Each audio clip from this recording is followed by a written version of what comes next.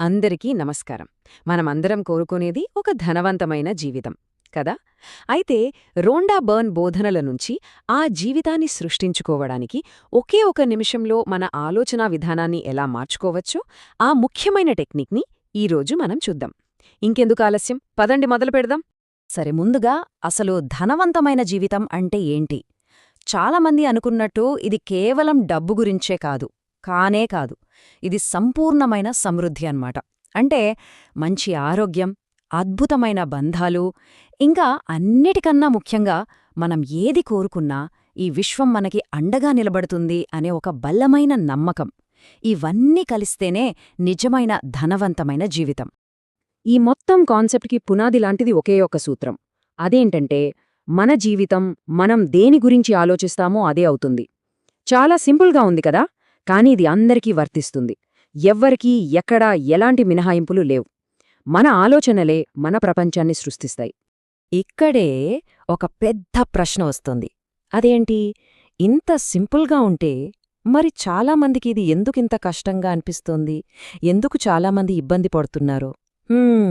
ఈ ప్రశ్న మనల్ని నేరుగా అసలు సమస్య దగ్గరికే తీసుకెళ్తుంది. సరే, మొదటి విభాగం ధనవంతమైన జీవితాన్ని నిర్వచించడం. ఇప్పుడు మనం అసలు విషయానికొస్తున్నాం. మనకెదురయ్యే అతిపెద్ద అడ్డంకేంటో తెలుసా? మన మనసే. అవును, మన కంట్రోల్లో లేని మన మనసే మన అతిపెద్ద ఛాలెంజ్. చూడండి, సమస్య లా ఆఫ్ అట్రాక్షన్లో లేదు. అసలు సమస్య ఏంటంటే మన ఆలోచనలు మనకు తెలియకుండానే మనల్ని ఎటు తీసుకెళ్తున్నాయో మనకే అవగాహన ఉండదు. మనసు ఒక అడవి గుర్రంలా దానిష్టమొచ్చినట్టు పరిగెడుతూ ఉంటుంది. మన ప్రయత్నాలన్నింటినీ అదే నాశనం చేస్తుంది. ఇక్కడ మనస్సు రెండు రకాలుగా పనిచేస్తుంది, రెండు పాత్రలు పోషిస్తుంది అన్నమాట. మొదటిది నమ్మేవారు. అంటే ఏ నెగటివ్ ఆలోచన వచ్చినా అది నిజమే అని నమ్మేసి ఆ ఆలోచనల సుడిగుండంలో పడిపోవడం. ఇక రెండవది పరిశీలకులు. అంటే ఆలోచనలు వస్తున్నా వాటికి దూరంగా నిలబడి వాటిని కేవలం ఒక సాక్షిలా గమనించడం, వాటితో ప్రయాణించకుండా ఉండడం.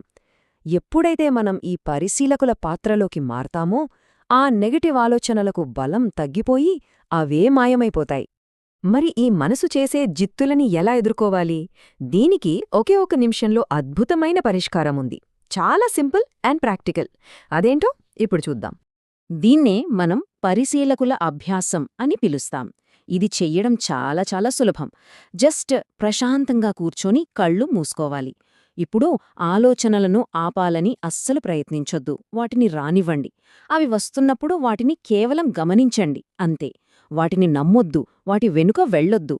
ఒక సినిమా చూస్తున్న ప్రేక్షకుడిలా దూరంగా ఉండి చూడాలి. ఇందులో మ్యాజిక్ ఏంటో తెలుసా? దీనికి గంటల తరబడి సమయం అవసరం లేదు. కేవలం ఒక్క నిమిషం. అవును, రోజుకి కేవలం ఒక్క నిమిషం. ఈ ప్రాక్టీస్ చేస్తే చాలు. మన మనసు మీద మనకు కంట్రోల్ రావడం మొదలవుతుంది. ఆ మార్పుకు ఆ ఒక్క నిమిషమే పునాది వేస్తోంది. ఓకే, ఇప్పుడు 4వ విభాగానికొద్దాం. చాలామందికి తెలియకుండా చేసే కొన్ని తప్పులున్నాయి. మన ఆలోచనల మీద మనకు స్పష్టత లేకపోతే మనం ఎంతో కష్టపడి చేసే పాజిటివ్ పనులన్నీ ఎలా బూడిదలో పోసిన పన్నీరవుతాయో చూద్దాం. ఈ పాయింట్ చాలా చాలా ముఖ్యం. జాగ్రత్తగా వినండి.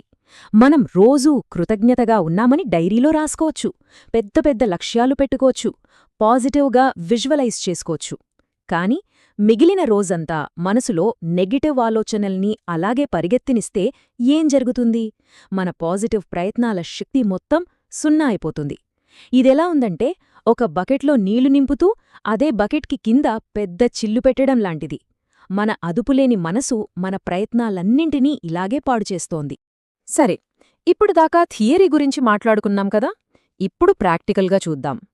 5వ విభాగం థియరీ నుంచి రియాలిటీకి. అంటే ఈ ఒక్క నిమిషం టెక్నిక్ మన నిజ జీవితంలో ఎదురయ్యే సమస్యలని ఎలా పరిష్కరిస్తుందో కొన్ని ఉదాహరణల ద్వారా అర్థం చేసుకుందాం. ఉదాహరణకు, చాలామందిని వేధించే ఒక సాధారణ సమస్య అప్పు, ఇంటి లోన్ లాంటివి. అప్పు గురించే రోజంతా ఆలోచిస్తూ ఉంటే దాన్నించి బయటపడటమెలా? ఇక్కడ పరిష్కారం చాలా సింపుల్. మన ఫోకస్ని మార్చడమే. అప్పు తీర్చాలి అని ఆలోచించడం మానేసి ఈ ఇల్లు పూర్తిగా నా సొంతం అనే భావనలోకి వెళ్ళాలి. ఆ లేమి ఫీలింగ్ నుంచి ఈ ఇల్లు నాదే అనే ఆజమాన్యపు ఫీలింగ్కి షిఫ్ట్ అవ్వాలి. ఆ ఫీలింగే అసలైన మ్యాజిక్ చేస్తుంది. ఇంకో కామన్ సిచ్యువేషన్. జీవితంలో అనుకోని సంఘటనలు జరిగాయి, టెన్షన్, స్ట్రెస్ అంతా మనల్ని కిందకి లాగేస్తున్నట్టు అనిపిస్తుంది. అలాంటప్పుడు ఏం చెయ్యాలి? ఇక్కడ కీలకమేంటంటే, పరిస్థితి జరిగాక రియాక్ట్ అవ్వడం కాదు, దానికంటే ముందే మనం సిద్ధంగా ఉండాలి. మన ఆలోచనల్ని మనమే కంట్రోల్ చేసుకోవాలి. ఒక మంచి ఆలోచన తర్వాత ఇంకో మంచి ఆలోచన, అలా మనల్ని మనమే ఉన్నత స్థాయికి తీసుకువెళ్ళాలి.